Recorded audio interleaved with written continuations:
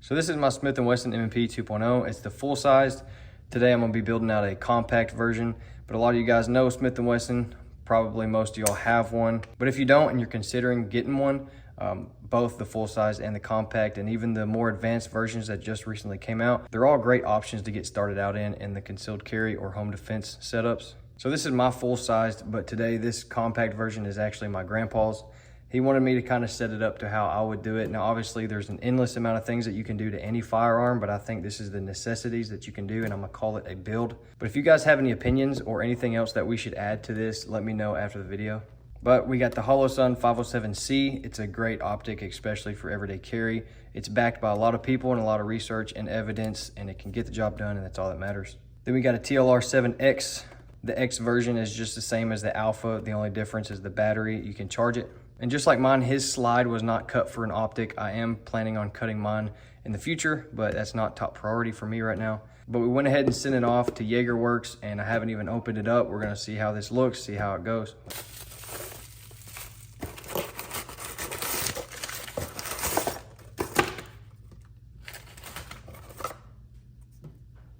So here's the slide. It came in about 8 weeks after we sent it out. Now, as you can tell, the front and the rear sight are not installed, but that's an easy fix. I just don't have the equipment, and I know it's a very easy fix and it's a very easy install, but I'm gonna take it somewhere for them to install it. It's gonna be pretty cheap, probably 50 bucks. But instead of me trying to fiddle with it and trying to get it the best I can get it, I'd rather take it to my local gun shop and have them put it in the right way. But if you wanna know my honest opinion, this looks factory. It looks great. They haven't really changed any other features besides the optics cut. They did what was necessary, and I think they did a phenomenal job. I'm not gonna give you a full breakdown or a rundown of the optic. A lot of you guys probably already have one, but if you do want me to do that, just let me know down in the comments and I'll make a short or even a long form video just to kind of give you more of an idea of what this optic can do. So it's not a necessity, but it's always a good idea to kind of lube up underneath your optic just to give it an extra little base layer to get everything cleaned and prepped. Also, while we're installing this, it's a great idea to add some blue Loctite and then also take a Sharpie and make a mark on that screw, just so if it does come loose, you know when to tighten it back up. And I know that there's a torque spec. Some of you guys are probably gonna mention that, but whenever I drop this off to get these front and rear sights added, I'm gonna have them tighten this down to the specs that it needs to be at. But for now, I'm just gonna hand tighten it. Right off the bat though, I think the 507C looks really good on this slide. So JagerWorks did a great job of keeping this thing clean. I haven't seen any dents or anything like that. So overall, I'm pretty happy with what they've done.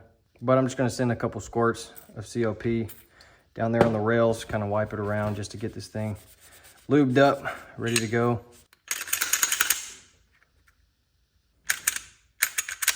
So in my opinion, I think the TLR 7X is the best compact flashlight that you can get. They come with plates depending on what you want to set this on. If it's an M&P, if it's a Glock, a SIG, they have all these different adapter plates that fits to your Picatinny rail. They're super easy to install. Comes with a charging cord too. This one just comes with a little thumb screw. You can take a little flathead screwdriver, tighten it down to whatever you think. Honestly, with these flashlights, just get it tight. It's really not gonna hurt anything. Just make sure that you don't over tighten it. It's pretty solid, it's not going anywhere. To put the battery in there, you unscrew this lens cap right here. Set your battery down in there. And on the side right here, there's an off. So if you just twist it just a little bit backwards, it'll actually pull that lens cap off the battery just a little bit, so it'll be off and you won't ND this thing. But for me, I always just keep it on. It's ambidextrous.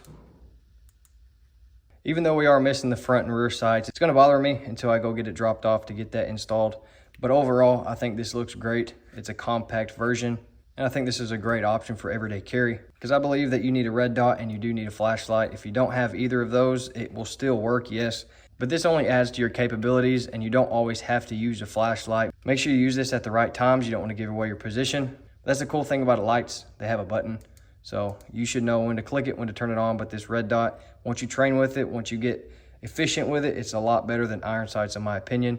But comparing my full size to the compact, they're the exact same slide length. Obviously mine's gonna hold just a little bit more. Mine's 17, this one will be 15. I do have the upgraded trigger on mine. This is the stock with the little hinge. I know they've went past this, but this is an older a little bit older model of the M&P 2.0. This trigger is great, there's no doubt about it, for all the duty stuff. I mean, you've seen all the Grand Thumb videos with the mud testing and the ice testing.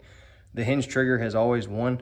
But for me, I kind of want to make this more of a range toy, so I put on the Apex Tactical trigger. I got the flared magwell on there from Floyd's Customs along with his base plates. Like I said earlier, I am going to get it sent off to the same place, Jaegerworks. They did great. I'm going to get mine cut and then also add probably the same optic on there.